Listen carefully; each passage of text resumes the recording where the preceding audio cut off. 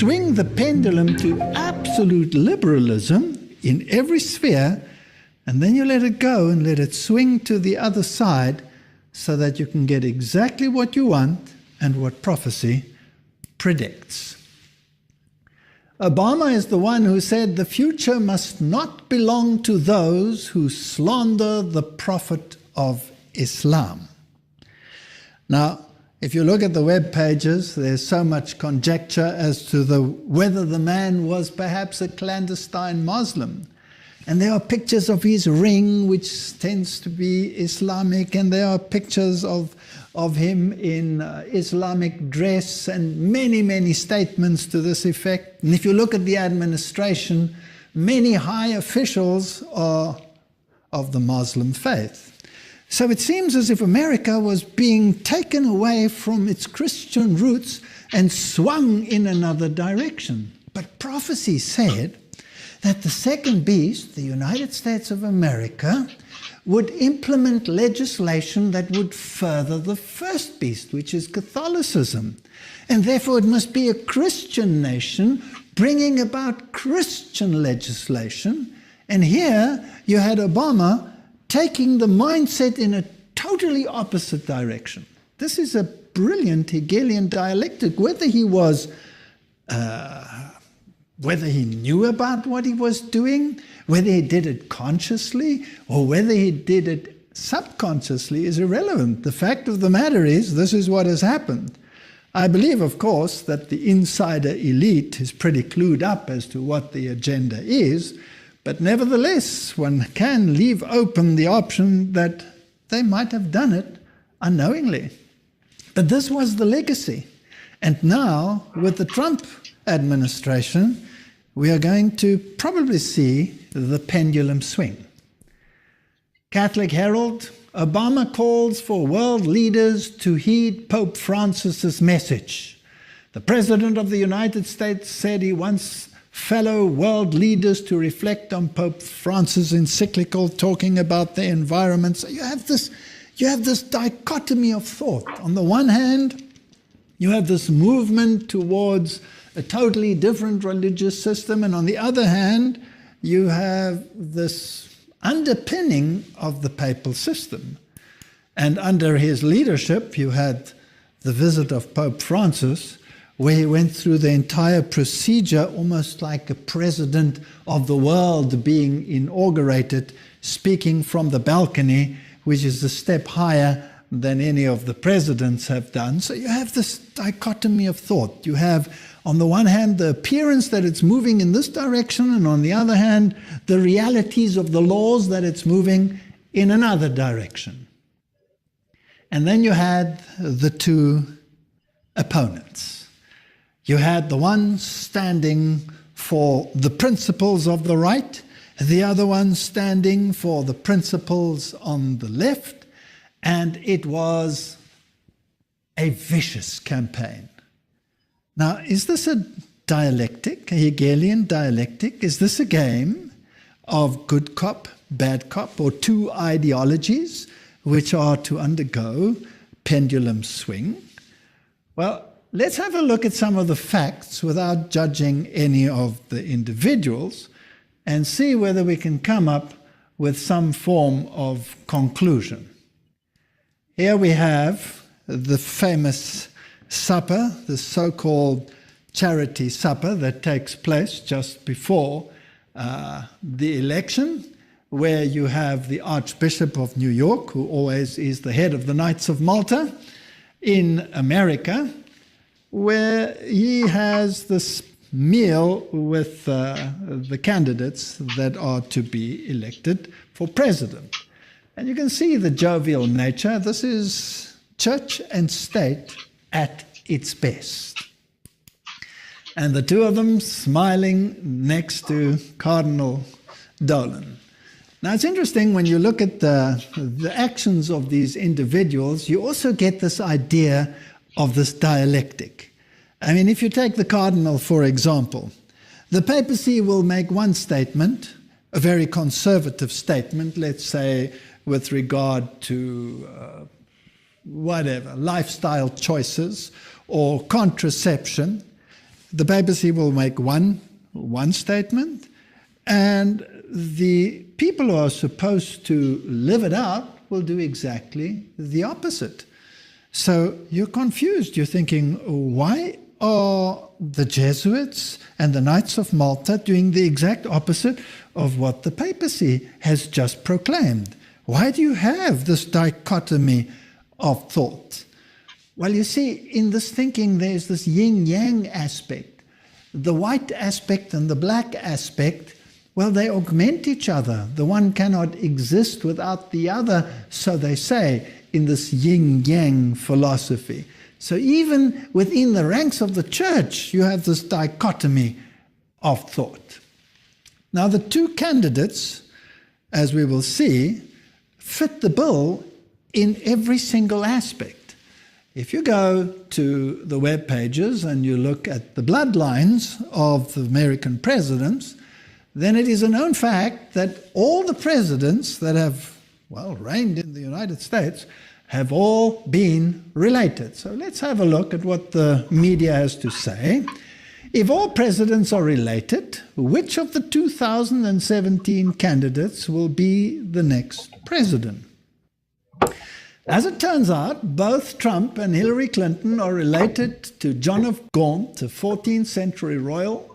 Gaunt was the first Duke of Lancaster, who was the son of King Edward III. According to MyHeritage, Trump is related through his mother, Mary Ann McLeod, back to his 17th grandfather, John Beaufort, while Clinton is related through her father and the Rodham family back to the 17th great-grandmother, Joan Beaufort. The two candidates are 19th cousins, and so they both have the right bloodlines to continue this lineage. Now, that's another story as to why they should all be related, and it's fascinating that the Bible doesn't speak about the presidents of the world, it speaks about the kings of the world. And it really, over the course of history, hasn't mattered which of the candidates has won, because the candidates have always both been in the same bloodlines. Here are the American presidential bloodlines. Here's another page that explains this. Did you know all 44 US presidents have carried European royal bloodlines into office? 34 have been genetic descendants of just one person, Charlemagne, the brutal 8th century king of the Franks. Now, that's a fascinating story, because Charlemagne is, of course, the one who was crowned emperor of the Roman Empire, the new Roman Empire, and the Pope was crowning him whilst his kingdom was falling apart. So he's a symbol of this unity of the world under one leadership, the papacy. And then if we go to Edward III of England, in fact, the presidential candidates with the most royal genes has won every single American election. Now, it seems as if Trump and Hillary had exactly the same lineage, so it didn't really matter which one of the two won. This information comes from Burke's Peerage, which is the Bible of aristocratic genealogy based in London. Every presidential election in America since and including George Washington in 1789 to Bill Clinton has been won by the candidate with the most British and French royal genes. Of the 42 presidents to Clinton, 33 have been related to two people, Alfred the Great, King of England, and Charlemagne, the most famous monarch of France. So it goes on. 19 of them are related to England's Edward III and has 2,000 blood connections to Prince Charles. The same goes with the banking families in America. George Bush and Barbara Bush are from the same bloodline, the Pierce bloodline, which changed its name from Percy when it crossed the Atlantic. Percy is one of the aristocratic families of Britain to this day. They were involved in the gunpowder plot to blow up Parliament at the time of Guy Fawkes. Now that's even more fascinating, because that was a Jesuit plot to overthrow the Protestant government in the United States. So if all these bloodlines belong to these individuals that overthrew Protestantism, well, that would be an interesting plot for the puppet masters to work on behind the scenes. But we're just looking at the facts, so let's continue. The Mail online predicted or showed that The Simpsons predicted a Donald Trump presidency, and it didn't end well. Time travel episode from 2000 featured broke nation relied on aid from China. Now, as we have seen in some of the previous series that we have made, The Simpsons the writers of The Simpsons are all probably insider individuals with more knowledge about what is going to happen in the world than most would deem possible. And as some candidates have said in the past, if something works out the way that it has worked out, it works out that way because it was planned that way. So there is that element, but there is also, of course, an element of luck maybe involved as well. Now, The Simpsons generally use many esoteric symbols in their productions, and they have been extremely accurate on a number of issues and have predicted many things that seemed unlikely or impossible years in advance. 9/11 being a case in point, the destructive events in the United States, and in their particular little issues, 16 years before this presidential election, they showed their character in the same dress as Hillary Clinton would be wearing, including the necklace, including the earrings, and that's rather fascinating. It's interesting that she actually wins the next election, but according to their scenario, Donald Trump would win the current election. So that's rather fascinating, and some of the statements and the ideologies that were contrasted there are, well, very strange to say the least. This comes from the year 2000, and they show Trump in his red tie and his jacket between the flags, and this happened in reality. So they're pretty accurate. But it gets even more bizarre because they show that Trump, that's in 2000, greeting the people in Trump Towers, going down the escalator, raising his hand, and again, he has the red tie and the suit on. And reality, 2015, Trump greeting the crowds, going down the escalator of Trump Towers. I mean, it's pretty accurate. It's pretty sharp. Now, whether this is pure coincidence or whether it is not is actually irrelevant. Some of the more bizarre ones, rather interesting, are the maps that we will see in a moment.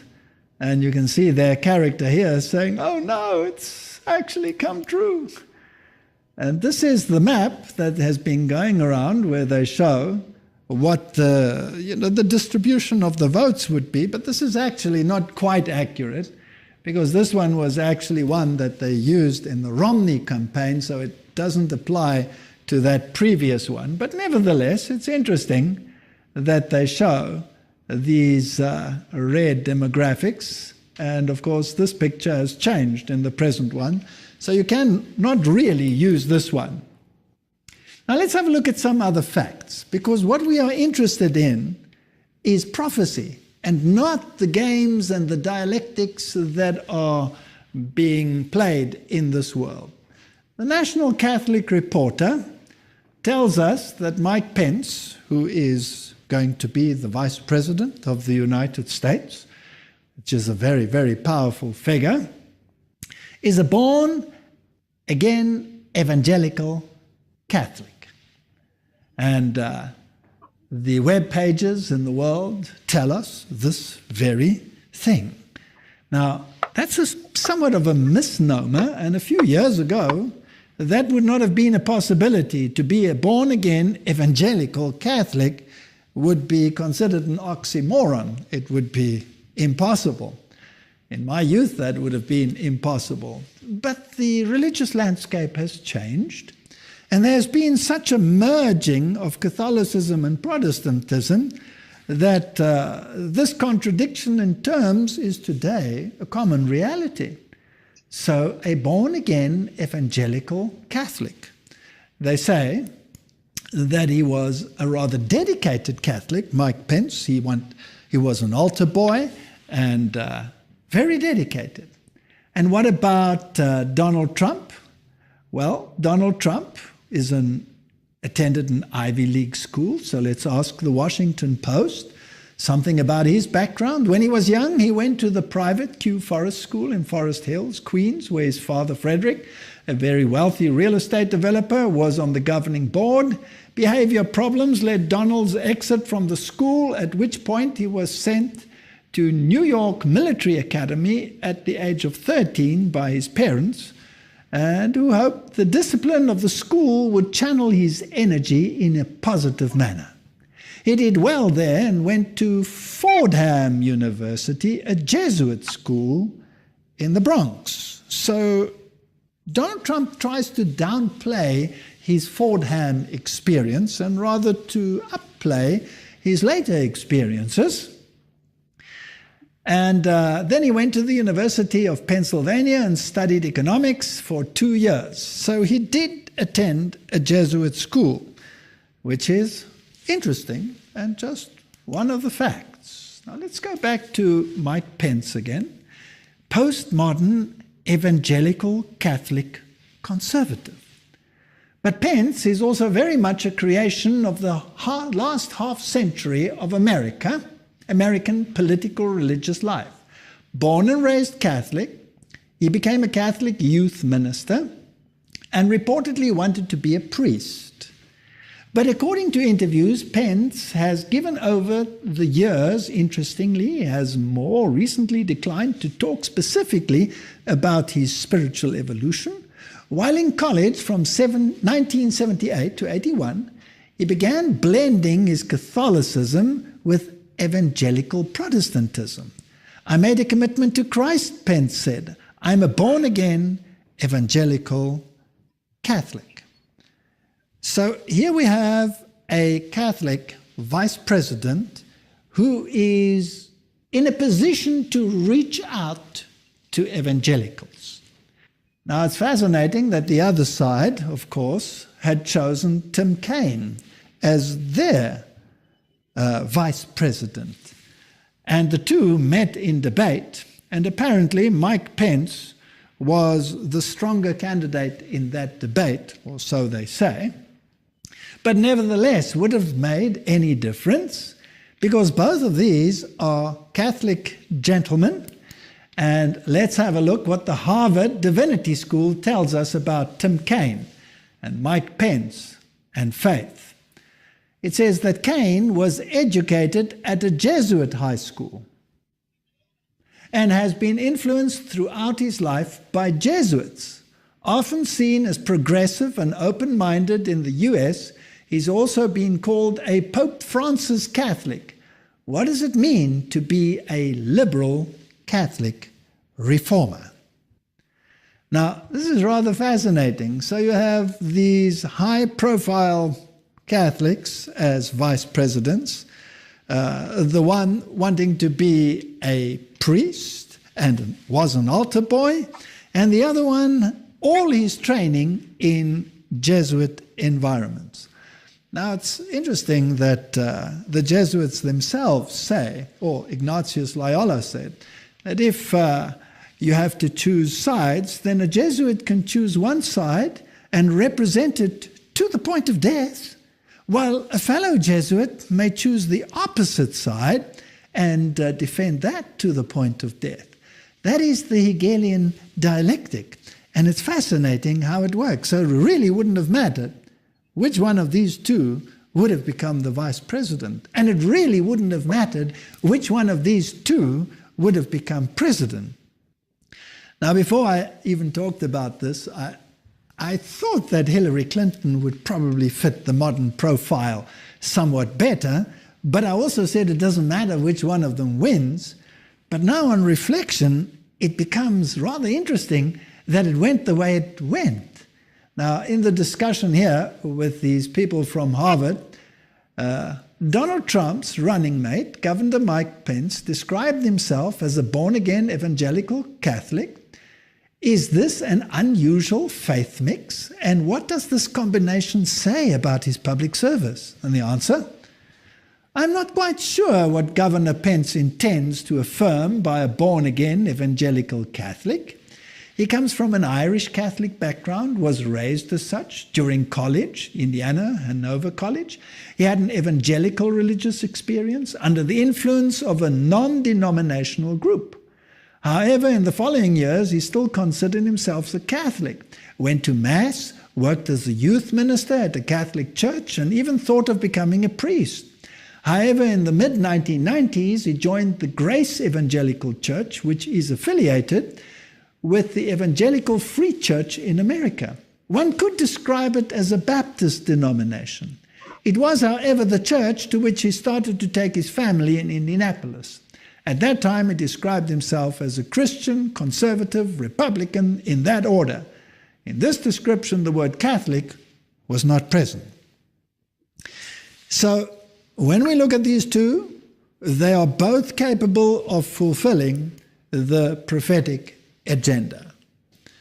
Pope Francis calls for unity between evangelicals, Catholics, and he said that division is the work of the devil.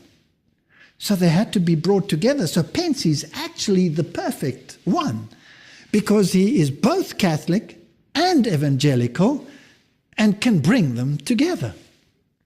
Pope Francis has called for unity amongst evangelicals, Catholics, and Christians from other denominations, emphasizing that we are one in Christ and warning that division between the groups is the work of the devil.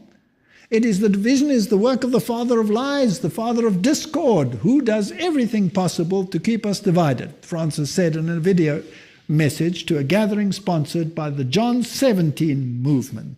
Now, the John 17 movement was a movement to gather all the evangelicals under one umbrella, under the papacy, or together with the papacy. Charisma News gives a very interesting insight. It tells us that Kenneth Copeland laid hands on Donald Trump and prayed over him. This is fascinating. Well, Charisma News is a very prominent journal. Earlier this month, we reported how Paula White set up an invitation-only meeting between the Republican presidential candidate Donald Trump and evangelical pastors. That meeting happened this week, and plenty of Pentecostals were there to lay hands on the billionaire, make declarations of his life, and pray. Beyond Paula White, also present were Kenneth and Gloria Copeland, and then another whole host of very prominent evangelical leaders. Where is this heading towards? Are we heading towards a union of church and state? Now, what is Donald Trump? Well, let's have a look. Religious News Services says, is Donald Trump now a born-again Christian? And when I read what the journal Christianity Today had to say about Donald Trump, about his remarks and his anti-woman statements and his wild statements, then they were, well, less than pleased, it seems. And now, afterwards, they're all scattering and trying to come together on these issues. Donald Trump has described himself as a Presbyterian and Protestant, a Sunday church person, which is very fascinating, and a collector of Bibles. Now, the presumptive Republican presidential nominee reportedly can add born-again Christian to that list too, according to one of the members of Trump's new Evangelical Advisory Board. So here you have a Sunday-keeping Protestant. Now, if you're going to reach out to the religious community and bring them together, wouldn't it be interesting if the Protestant reaches out to the Catholics And the Catholics reaches out to the Protestants. Then you would have a perfect mix. But I found this rather interesting, and an interesting mix, because by some of his statements, it is hard to imagine that all of this is, perfect truth. Now, this was the statement that Donald Trump made to the Catholic world. Catholics are an important part of the American story. America has been strengthened by hardworking Catholics. From New York to California, the Catholic story is truly unique, and it's a great story. From marching for civil rights to educating millions of children, serving the poor, and helping define the pro-life movement, clergy and lay Catholics across the country have made countless contributions to the American success and the American success story. Washington politicians have been hostile to the church. They have been hostile to Catholics. They have been hostile to the members of Catholicism. My administration will stand side by side with the American Catholics to promote the values we all share as Christians and Americans. God bless you. God bless the United States of America. We will make America great again. So there you have Donald Trump reaching out to the Catholic community. A Protestant, born again Protestant. On the other hand, you have Mike Pence, who said, I'm a Christian, conservative, and Republican in that order, and left out the little fact that he was thoroughly Catholic. Let's listen to what he had to say. Greetings, I'm Governor Mike Pence. It's my honor this year to serve as the Republican nominee for Vice President of the United States with my running mate, Donald Trump. I'm grateful to be able to join you, if only by videotape, but I'm not sure how they introduce me. The introduction I prefer is pretty short. I'm a Christian, a conservative, and a Republican in that order. And really, it's as a fellow believer that I'm particularly honored to be able to address you today. I know every one of us has our own story about how we came to faith. For me, I was raised in a family where faith was important. Church on Sunday, grace before dinner. But my faith became my own when I made a personal decision to trust Jesus Christ during the spring of my freshman year in college. That night, my heart was literally broken wide, with gratitude and with joy, when I came to realize that what happened on the cross, in some small measure, actually happened for me. And that same passion and that same sense of gratitude for what was done on our behalf. Years later, my faith has been tested, relied on more times than I could possibly count. All I know for sure today is I need him more than ever. And he's really the center of my life and the center of my family's life. God's love really eclipses our failings, and as always, he's been a source of renewal and strengthening for this nation and for people of faith throughout our history. In these troubled times, I believe we stand at a turning point, when those who cherish faith, those who cherish freedom, those who cherish the sanctity of life and all the liberties enshrined in our Constitution should step forward and heed the call to action. I joined Donald Trump on the Republican ticket because I believe he has the right leadership and the right vision to make America great again. President Donald Trump will appoint justices to the Supreme Court who will uphold our Constitution and the rights of the unborn. Donald Trump will also sign into law legislation that will free up the voices of faith all across this country by repealing what's come to be known as the Johnson Amendment. The Johnson Amendment's literally been on the books since the 1950s, and it essentially threatens tax-exempt organizations and churches with losing their tax status if they speak out on important issues facing the nation from the pulpit. Donald Trump and I are both committed to work with renewed Republican majorities in the House and the Senate to repeal the Johnson Amendment once and for all. The truth is that a careful study of American history has shown that the strength of our nation has come from our communities of faith. Throughout our history, it's been the voices of faith that more often than not have driven our nation to a more perfect union. It was the pulpits around the American founding that thundered against the tyranny of King George.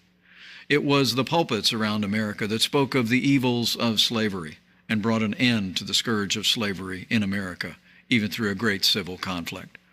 And it was voices of faith and communities of faith that transformed our nation through the civil rights movement in our own lifetime, and we're a better nation for it. The choice today for all of us, though, could not be more clear. I've never seen a more dramatic choice in a national election in my lifetime. I truly do believe we're come to a time for choosing. And I think it's a time in the life of our nation when people who cherish life, when people who cherish our liberties, when people who cherish the great traditions that are enshrined in our Constitution should come together and support Donald Trump and our agenda to make America great again. In these troubled times at home and abroad, challenging times for American families, I'd like to encourage you to do one more thing, and that is to bow the head and bend the knee in the days that remain in this election. Pray for our country. But as you do so, please pray as Lincoln said was his prayer. Not so much that God would be on our side, but that we would be, in his words, on God's side. Because I truly do believe in my heart of hearts that what's been true for millennia is still true today. That if his people, who are called by his name, will humble themselves and pray, he'll again do as he's always done throughout the storied history of this nation. He'll hear from heaven, and he'll heal our land, this one nation under God, indivisible, with liberty and justice for all. Thank you for giving me the opportunity to address you today. May God bless you, your families, this community of faith, your church, and may God continue to bless the United States of America.